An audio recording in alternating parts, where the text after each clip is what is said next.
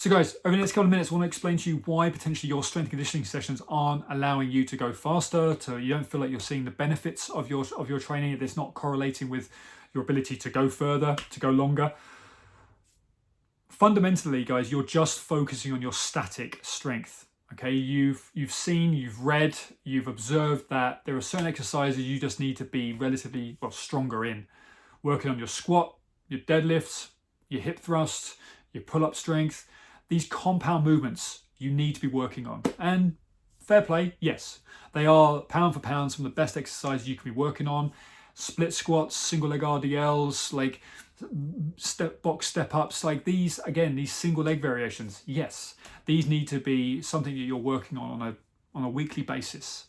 You know, attacking these, progressively building these up, increasing more weight, more load, more resistance, more volume. But even so, this is still one-dimensional, because essentially you're still only building up your static strength. You are a dynamic individual. You are likely someone who wants to then take this newfound levels of strength and apply it into an outdoor environment. You want to run further, you want to ride further, you want to hike, climb, swim further. You want to be a more dynamic outdoor lifestyle athlete, essentially. And we just then put events, races, trips in front of us to work towards. But so what you have to be thinking about when it comes to your strength and conditioning training, when it comes to your training in general, is yes, we need to be improving your mobility. We need to be developing some of those weaker muscle groups. We need to be building your static strength. We want to be increasing your pound for pound, your strength to weight ratio, without a shadow of a doubt. We want to be working to be able to move high percentages of your body weight.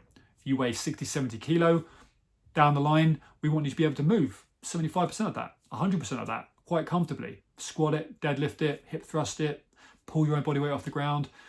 We want to be there.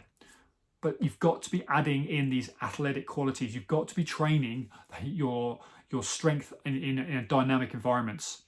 Your ability to take that strength, that newfound strength, and then apply it and start utilizing the amount of power that you can produce. Plyometrics. Doesn't need to be box jumps, but it certainly needs to be moving for your body weight from one position to another. Broad jumps, vertical hops, jumping from 2 feet to 1 foot. You know, working on your acceleration, working on your deceleration. You know, dropping off box and then working on your depth jumps, your drop jumps. What we're trying to do here is we're trying to apply this newfound strength into dynamic environments, because what really breaks us down, what really applies more force, more torque, more load through the joints, and applies more force and load on the ligaments and tendons, is going to be that dynamic force. And we want to be applying that in small dosages to your body and allowing your body to increase, acclimatize to it, to increase its tolerance to it. So when it comes to your strength and conditioning, yes, it's about developing your base levels of strength, but beyond that, we then need to be thinking about how to develop your levels of athleticism.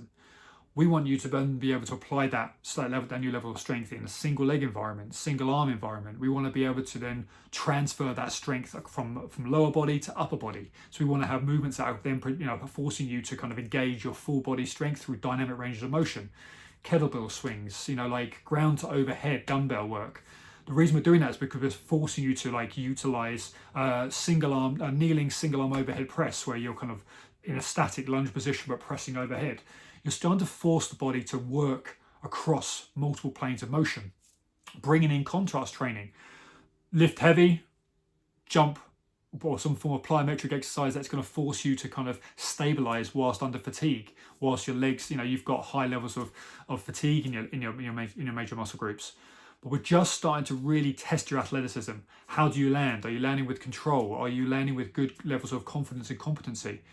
We've got to keep asking more high level kind of questions of your body, because as soon as you start descending those trails, you start attacking those hills on the bike, you start moving into open water swimming or hiking longer terrains, etc.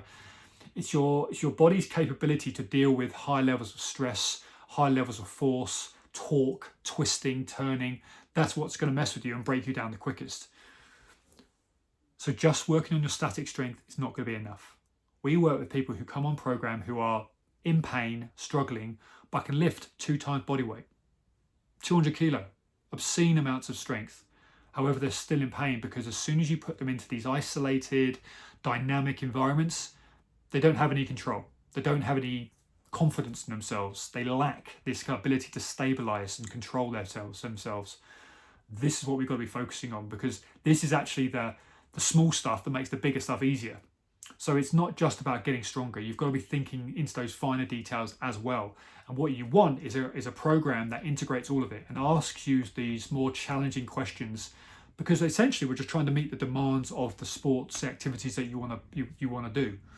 And if it's long distance, ultra distances across multiple terrains and high elevations, if it's open water swimming across long distances, or if it's track running, like, it doesn't matter. It's that we're trying to quantify your body when it's being placed under incredible amounts of stress, load, speed, and to do that we want to improve your dynamic levels of strength and strength and conditioning. And that just we just had to tap into what your levels of athleticism are currently, and then build on top of those. All right, so just food for thought. When you're looking at your training program right now, is it one-dimensional? Are you just working on your static strength? That is just one element of your training programming that you want to be working on. We want to be then taking that newfound strength and applying a bit more logic to it in relation to your sport.